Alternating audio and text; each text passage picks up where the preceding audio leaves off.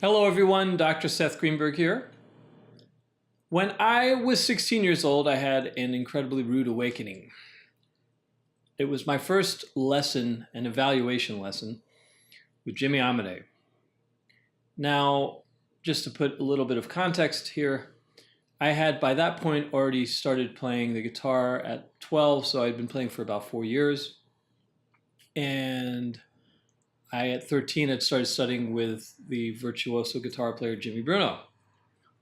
So I had 3 years of study with him by that point. And I was resistant about taking lessons with Jimmy Amade. Jimmy Bruno, in fact, had in earnest suggested I take lessons with him. And he had shown me his 2 books, and I was not interested. I didn't see any reason to switch teachers or to study with another teacher at the same time as Jimmy. I was happy with my lessons with Jimmy as far as I could tell. Everything was great. I also didn't see any reason why I would study with a piano player because I'm a guitar player. So, of course, 16 years old, I'm pretty darn ignorant, as you can clearly tell. But I wasn't really having any part of it, so I dismissed it. And then a couple weeks later, my high school music teacher, Michael Steers, who didn't know Jimmy Bruno, I mean, knew of him, but they weren't friends or anything. So there wasn't any sort of a phone call from Jimmy Bruno to Michael Steers saying, hey, try to talk some sense into Seth. Never ever happened. But Michael Steers, during one of the classes, mentioned Jimmy Amade. Never mentioned him before. He says, well, have you heard of this guy? So at that point, it started getting a little bit uncanny that Jimmy Amade's name never mentioned to me before Jimmy Bruno 2 weeks prior had come up 2 separate times by 2 fantastic teachers, both of whom I respected immensely. So I thought about it and then realized, maybe I should give him a call. Try it out, see what happens. So I called him up, and he told me that he would have an evaluation lesson with me. Now, I had a little bit of an attitude, an ego then, because Jimmy was my teacher and I had developed a decent amount of chops on the guitar. So I had a bit of an attitude. And I remember hearing him say evaluation lesson and feeling like, evaluation lesson? Like, I'll show this guy. Knock his socks right off. So I get to his house, and I remember plugging in to his amp. He had an old Ampeg, like a tiny little amp, probably from the 50s, maybe the 60s. Anyway, plug it in, set it up, and he comes into the room, and he's like, all right, Prez. He called everyone Prez. All right, Prez. Yeah, I'll get warmed up. I'll be right back in. He leaves the room, and I'm thinking to myself, wow, I'm gonna just tear it up. He'll be coming back. He'll be running back in here, amazed. Trying to impress him, right? Well, about 10 minutes or so passed. It was a while. I'm playing. I'm thinking I'm really doing great, and he finally comes into the room. He didn't look impressed. And he sits down and he says to me, he says, okay, what do you got? What do you got? And I said, well, what do you want me to play? He said, you pick, you choose something. I said, oh, okay. So I'd been working on I'll Remember April, chord melody. I thought, this will get him. So I said, I want to play I'll Remember April. He goes, okay. I said, I'll play it as a chord melody. He goes, all right, you got it. So he reaches over, and he had a realistic tape cassette recorder and player. I remember seeing him do that and wondering, what was this guy doing? And he sets it up, and before he hits the record, I said, oh, what are you doing? He goes, oh, I'm just recording it. I said, oh, okay. So I'm a little conscious of that now, but whatever. It didn't bother me that much. But I'd never had I never had listened to myself back again, which was sort of interesting at that point. But goes over and he hits the record and starts recording. You got it. Yeah. So start playing. Maybe about 30 seconds in or so, he stops. He hits the pause, interrupts the recorder. He says, try that again. And I had no idea why it interrupted me. I just, okay. Do it again. Unpauses it, start playing again. This time, maybe I made it 15 seconds. Stops it again. No.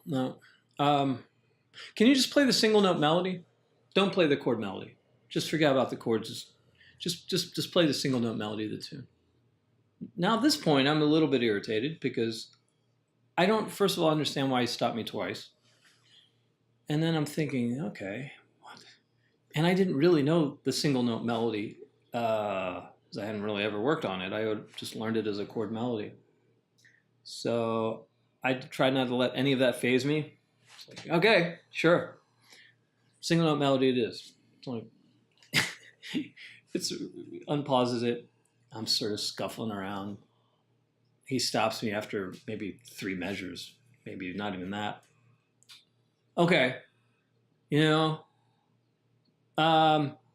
just comp the changes. You know the changes, right? Yeah, I know the chords. Just comp the changes. Like imagine you're just in the rhythm section, just play the changes for me. Okay, now I'm thinking like, well, this is really easy. Start playing, stops me after maybe a couple measures. No. Try it again. Does it one more time maybe, and then he stops me again. And by this point, I'm just absolutely flabbergasted. And I said to him, I don't understand why you kept stopping me. And he paused. He didn't say anything. And he leans back in his chair. And he looks at me and he says,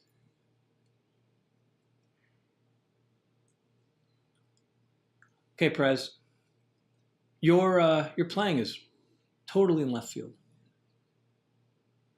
I understood what he was getting at, but it didn't connect. I'm like, my playing's in left field? How is my playing in left field? Been studying with Jimmy Bruno, been playing some gigs, played with these rhythm sections. What the heck is this guy talking about? And I looked at him and said, my playing's in left field. He goes, yeah, Prez. He goes, you don't have any time. I don't have any time. It's like, what? I was just incredulous at first. Like, what is he talking about? I don't have any time. So he says, okay, I'm going to play this back for you. I want you to listen to it. Okay, cool. I'm looking forward to that. Ooh, I shouldn't have been looking forward to it. So he plays it back, and let's just say it was very different than what I thought it was going to sound like. And he was completely right. My timing was pretty much non-existent. I could not pick up any groove to anything. And he was pointing this out. So you had a reference right there. And I was pretty deflated, to say the least, for a number of reasons. One is I couldn't understand how I had been playing for 4 years and I didn't even recognize this. It seems so obvious when I listened back to it. I also was wondering why no musicians ever said anything to me about it, because I never had a bass player or drummer or anybody else for that matter take me aside and say, hey man, your timing, you should work on that. Just never thought of it. I mean, I was just thinking of it in terms of, I just want to solo, I want to play, I just want to develop my technique and my chops, and that was really the focal point of my playing at that time. Timing was just something that I literally thought was the drummer and the bass player's job. And I said that to Jimmy Hamadeh. And man, I don't know. It looked like he wanted to punch me right in the face for saying that. I probably did, actually. He didn't, of course, but man. And he gave me this look, and he said, really? He goes, really? You think that? You think the bass player and the drummer, that's their job, is to keep your time? He was, yeah, that really struck a nerve with him. And later on, understandably so, I got it. But at that age, I was totally ignoramus, so didn't know. And he just said to me, "Okay." He goes, "So that's it. He says, you're God's gift to soloing. That's how you approach this whole thing." And I said, "Well, no, I don't think that." And he goes, "Look, man, uh, if your timing isn't good, if you can't comp, no one's going to want to play with you. Simple as that. You have no presence, nothing. So you got to work on that." And I realized he was right. I didn't like hearing what he was saying at all, but it was clear to me that he was completely on board, and I really needed to address this problem. And then he explained to me, he goes, "Musicians are going to tell you. They're just not going to play with you." And that's more or less the reason why I didn't know, and none of those players ever said anything. They probably said something to each other, about how much of a drag I was to play with, but they never shared any of that with me. And most players won't. So if you're lacking and you're wondering too, like, hey, why didn't so-and-so tell me that? They don't. They don't usually. If someone has ever gone up to you and told you that your time sucks, or maybe in a nicer way said that, that's rare. That's very rare. They just don't want to play with you, and they won't hire you. So anyway, I started working on that, and I started just learning how to comp, just working on comping. That was it. No soloing, nothing. Now, this is at the point where I really recognized how central, how integral timing is to every part, every facet of playing music. Okay. And if there's one thing that I harangue my players about, and even to this day myself, and conscious of it, is feel, is a groove. Because that is what generates momentum when you play. It's not the number of notes you play, it's not how fast you play, or the chops you got, or how much theory you know. None of that produces any momentum at all. Zero. And it never will. The only thing that really produces a groove, a sense of time, is your own sense of feel, or your inner metronome, if you will. And that's something you feel and experience and generate. But it all comes from time. Now, how do you build that up? How do you work that up? Now, one of the ways that a lot of people advocate is using a metronome. Now, this has been a point of contention between myself and many great players that I respect, and teachers, because their school of thought is you should practice with a metronome on, pretty much for everything. I am not an advocate of that. I'm an advocate of using the metronome only as a reference point, as just a starting point, as something that can be consistent. So if you sit down, you synchronize your own sense of feel to it, then you turn it off and you go. And that way, if you're working on something at 40 beats per minute, and then the next day you sit down, you can assure yourself that you're at 40 beats per minute, because it's very easy to sit down and have it be completely different and not even realize how different it is. Because if you think about it, the way we experience time is quite wide-ranging, okay? We've all had experiences where time felt like it was had a standstill, or maybe even going in retrograde. And then there are other times when we felt like, wow, where did that day or where did that month go? I mean, it like in a blink of an eye. And as different points in our life, and as we get older, the way we experience time is different. And I realize that this is a little bit of a difference in time versus musical time and feel, but they're very, very similar in that sense, that the difference is there's no one way set in concrete that we always experience a feel or a groove. It changes. So the metronome as a reference is fantastic for that, for being consistent when you practice. The reason I do not advocate keeping it on is because what you tend to do is you try to play to the metronome, right? You're trying to play to this thing. It's a machine. And it's robotic, it's mechanical. Now, unless that's what you're going for, if you're trying to be mechanical, if you maybe have to play a piece like a march or something and you got to be really rigid, incredibly incisive with your timing, then okay, I could see using it for that purpose. But generally speaking, unless it's something like that, you don't want it on. You want to have your own feel and to have it be able to ebb and flow. You hear the term the pocket, right? If you had an incredibly thin pocket of 10 angstroms or something like that, that's not going to be a very good pocket, I don't think. And if you go back to the metronome's original use, I mean, you can trace it all the way back. If you look up metronome, it goes back to Galileo and his experiments with pendulums and whatnot. But really, the metronome did not come into fruition until about 1814 with Dietrich Winkel, it was Winkel. And he invented a chronometer, a musical chronometer, I think it's a translation, chrono, time, meter, measure.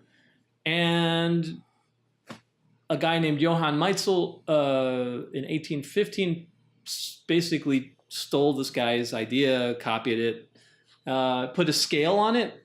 I think he's credited for that. A scale meaning that allegro would be this number of beats per minute.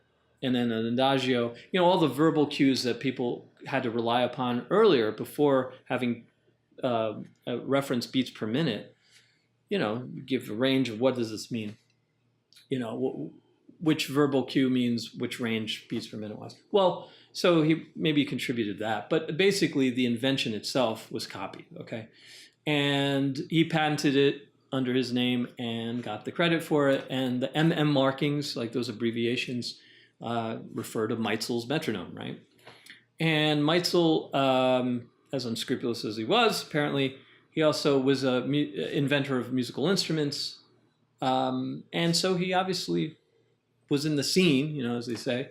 And he came across Beethoven somehow, and Beethoven thought his Meitzel metronome was great.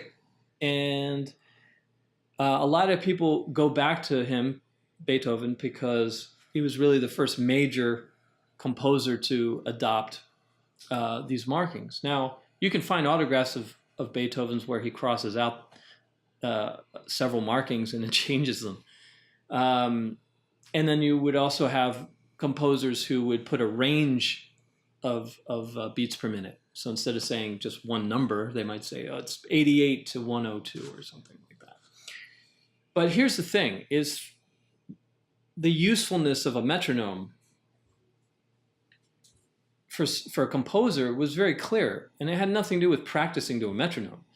It gave you a much more specific range to indicate to a musician or musicians to play. You're like, if you say play it fast, play it allegro, what does that mean? It's relative. But if you say play between 100 and 104 beats per minute, okay, you have a much better sense of where that composer wants you to play. Now, that's where the strong part of using a metronome is. Beethoven did not advocate practicing a metronome, and if I was a betting kind of guy, I would bet he did not sit down and start playing scales and playing his pieces with a metronome on. Didn't happen. If you actually read Beethoven's input about a metronome, there's a letter. I don't remember exactly what the date was, but Beethoven basically said, according to Meitzel's metronome, it's 100 beats per minute. But that is to be used only as an indicator for the first measure. So again, it's a reference point. You set the thing on 100, and you turn it off, and then you let it go. So if he had been a staunch advocate for keeping it metronomic, he would have said such. He wouldn't have said that. He wouldn't have said just play the first measure. And if you go further along in time, Franz Liszt, Ignaz Paderewski, and so on and so forth, there's no shortage of quotes about the metronome and practicing to it or playing metronomically. None of them were fans at all.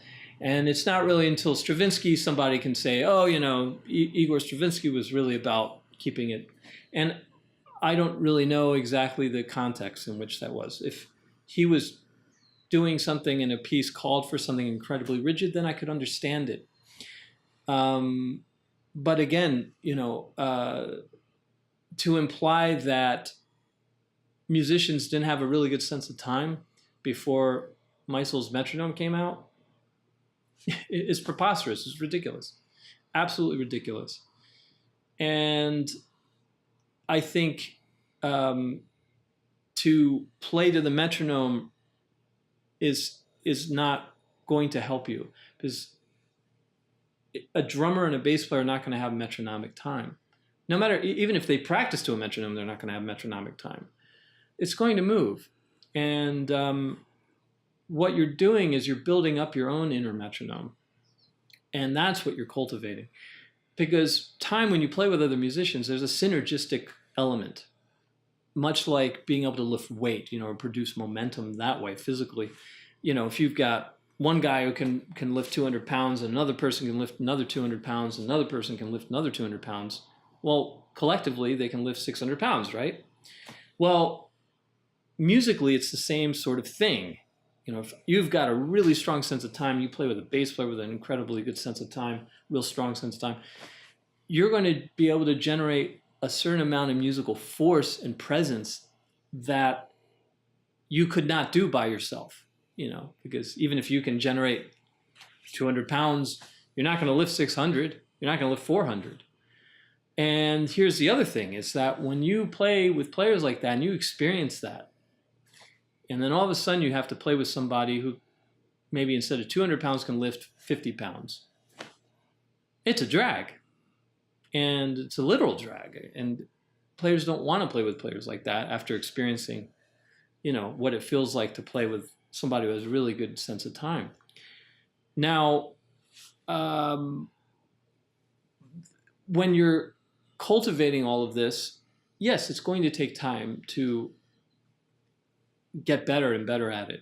Now, the other thing that's really common too is a lot of players like to play with backing tracks, whether they're created by Band in the Box or somebody else made them, or, you know, or what have you.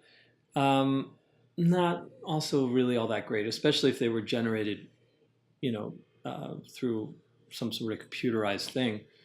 So again, you're locked in, it's not going to have a human element. And yeah, I think drum machines at one point, probably still to this day, have a human feel element where it's not so precise. Now, think about that. You know, if they're introducing human elements and algorithms that sort of fudge the tempo, so it sort of moves around. Well, if the ideal was to play as mechanically and as precisely as you could in time, then why would anyone want that? They wouldn't include that. Why? It would be counterintuitive. I want to be as fine as I can with my timing. I'm not going to want to have a human element. That's the last thing you want, right? So think about that fact as well. Now, granted, if you're playing techno music and you're creating electronic music, that has its own feel, and it has a very sort of mechanical feel to it, right?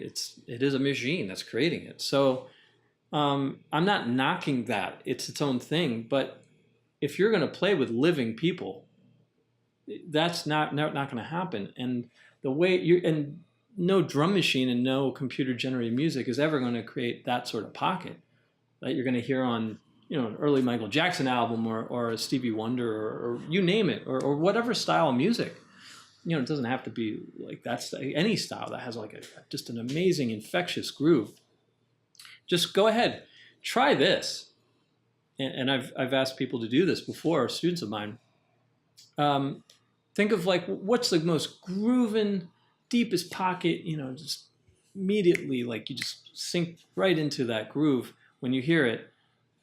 Grab your phone or, you know, on your, that's where my metronome is now, or any metronome, and sync it up to it. You know, with the tapping, it's fairly easy to do nowadays. And see how long it stays on track before it goes off. Just try it. Don't take my word for it. Try it out. See what happens. I'm pretty sure it's going to go off track a lot faster than you might think. But try it. Don't take my word for it. Now, those grooves, if they were to be tighter, if you were to say, hey, well, you know, it would be even better if it was more rigid. No, it wouldn't. It would actually be worse. It wouldn't have that feel. So those imperfections are necessary, absolutely necessary. So really, really keep that in mind. But try that. That's something that I encourage players to do. So backing tracks, not so much. If it's a backing track that was created like a Aebersold, where he gets, you know, fantastic rhythm sections to play, that's better, obviously. But even there, you want to be careful because you're still, it's a recorded thing. You're locked into a particular, it's set. Like every time you keep on practicing to it, you become more and more familiar with that. So that's not always good. One of the things that can be sometimes helpful is to use a looper if you're going to try playing to yourself. That's can be useful as an aid. But again, these are aids. These are not things that you want to depend on exclusively. But loopers can be quite helpful in that sense. And actually, going back to what Jimmy Amedee was recording, using to record me, not a cassette player, if you can find cassette, just using something to record yourself with. You know, your phone, very handy, or just one of those small little dictation-taking machines that cost hardly anything. But to record, I mean, you're not worried so much about the fidelity, but what you want to do is record yourself something like comping and listen back to it and see if you can pick up your pulse when you're listening back. Because if you can't, then you know it's not there. When you listen to something and you can feel a groove, the only reason you're feeling that is because it's being broadcast by that musician or musicians. If they weren't feeling it, they weren't experiencing it, you wouldn't feel it either. So that's the litmus test. And you can count off a tempo, listen to it from the beginning. But what another way of testing it is to just randomly, you know, maybe go somewhere else in the middle of the piece that you just recorded yourself doing, and see if you can pick up your groove, and how long does it take? Because if you really have a great feel, you should be able to just pick it up immediately, just like it's right there. I got it. Just tune right into it. And so these are ways of sort of assessing how strong your sense of time is, you know. But it does, you know, you're going to have to take your time and have some patience with it, because usually it's not something, hey, I'm just worked on it for 2 weeks or 3 weeks and now I've got the best time. No, you got to. It's always something that's a work in progress. Now, the last point that I really want to make is the other benefit in cultivating time, which a lot of people don't seem to recognize, is that it will help your soloing. It will help your phrasing. It will help everything. And what I advocate doing is starting off with just simple comping. If you're a guitar player, let's say if you're not a guitar player, if you're a saxophone player, obviously not comping on a sax, play just a simple single note melody, simple. Nothing complex. But let's say if you're a guitar player, sort of give you an example, is just four beats, even just one beat. What you're trying to do is generate that sort of momentum with each strum, okay? Much like, you know, there's the famous 1-inch punch of Bruce Lee's. He could generate that much force just from 1 inch away. Well, there's an equivalent to that musically. And someone like Freddie Green basically had the equivalent of a 1-inch punch. Every strum, every time he hit that quarter note strum, It was the amount of force that he could generate was incredible. And if you go back and listen to Count Basie recordings, you don't really hear the guitar. Like, you don't really pick it out. Like, oh, there's a guitar. I can really just hear Freddie Green's guitar. You don't really hear it. What you do is you feel it. And that is where he's really contributing, is in the feel of that band. Now, if you took him out of that band, it's still a great band. Don't get me wrong. But again, remember, his feel was so strong that he made them play a whole different way, that without his presence, they didn't play that way. And I can't remember who it was, but there's actual interviews where they talked about when Freddie couldn't make a gig and how that felt, or on a particular album, maybe he didn't make the date. And the person commented just how different it was without him there. And that is something to consider. Now, if your time is that strong, when you go to solo, your phrasing will be such that you'll leave time, space. You won't feel compelled to fill up all the space. Because a lot of players feel very uncomfortable with space, with silence. So they want to fill up all the time, because if they're not playing and they're not filling up that time, they feel like, oh, they're exposed, and oh, no, what do I do now? And there's an anxiety with that. If you've got a really good groove, there's not going to be any anxiety with it. You're going to feel comfortable letting a whole measure go by, or 3 measures go by for that matter. Especially if you have a great rhythm section. Listen to Miles Davis recordings. Listen to him play. Times when he might leave like 2 measures, completely go right by. At not a fast tempo either. But what that also does is it gives space to the rhythm section. So they can even dig in, and they've got room to do something else, rather than just feel like they're second-class citizens just laying down the time, and that's it. So let's say if you were to take a blues, and here's a good demonstration. If I have this metronome set, let's see, to 60 beats per minute. Here we go. So here's the time. Now if I keep this on, and I'm trying to practice this, let's say, exactly what I do not advocate, and I'm saying, okay, here's the tempo. So what I do is I synchronize to it, of course, before I even play. 2, 3. But now I'm trying to sync to this.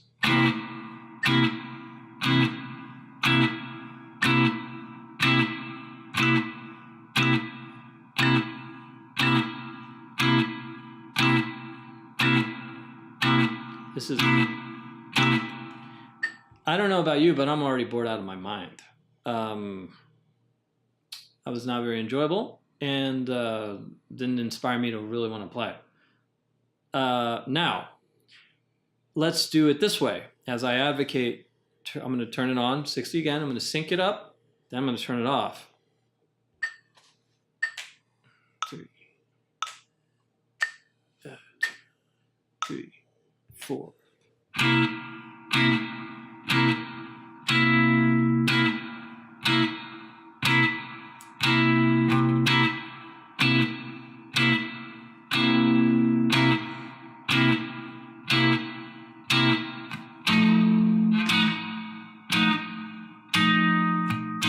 And so on. Now, I'm sure that deviated. It had to have, because there's no way I would have played it that way had I been perfectly in sync with 60. But it didn't deviate dramatically. It didn't go up 10 beats per minute. And it moved, which is exactly what I want. Now, if I go back and I solo in about that speed, and I'll set it up, is if I've got that momentum, that feel behind me, I feel that even when I'm not playing. So let's say I'm soloing. Actually, let's do I'll Remember April. Let's take that tune. Now I'm going to play just a single note melody this time. 2, 3, 1, 2, 3, 4, 1.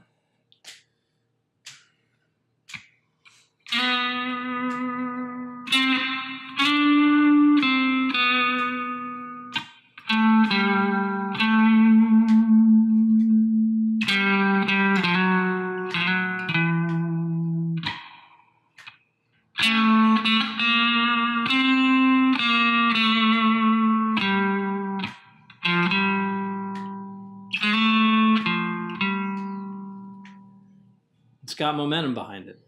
Now, let's say I'm soloing. 2, 3, 4.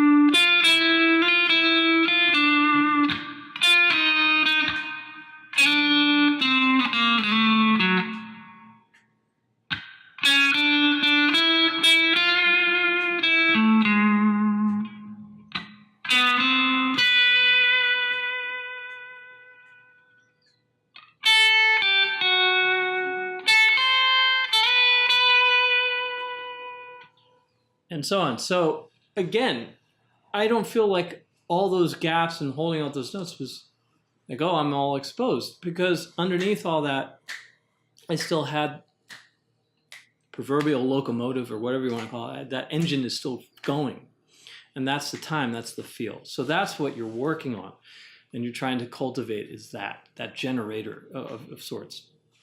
So I sincerely hope that this gives you some insight into the importance of time, how I advocate using the metronome, why I advocate using the metronome in this way, and why I'm not a fan of keeping it on, at least in pretty much almost every situation, barring any real extenuating ones. And if you have sort of these experiences with the metronome, I mean, please feel free to share them. I'm always curious about what other teachers think, and you know, I mean, it's my own opinion, granted, but I think I make a pretty compelling case for using it in this way and not using it as an actual thing to practice to all the time. Now, if you haven't subscribed and you're interested in other videos and being notified, please do so. There's some other things that are going to be coming up, some interviews that I feel will be very enlightening, very helpful for players, not only just for guitar players. So please hit subscribe if you haven't, so you'll know about those. And I sincerely hope that this video and this talk about timing and all of that stuff is going to be of some use and some help. All right, well, thank you very much. We'll see you soon.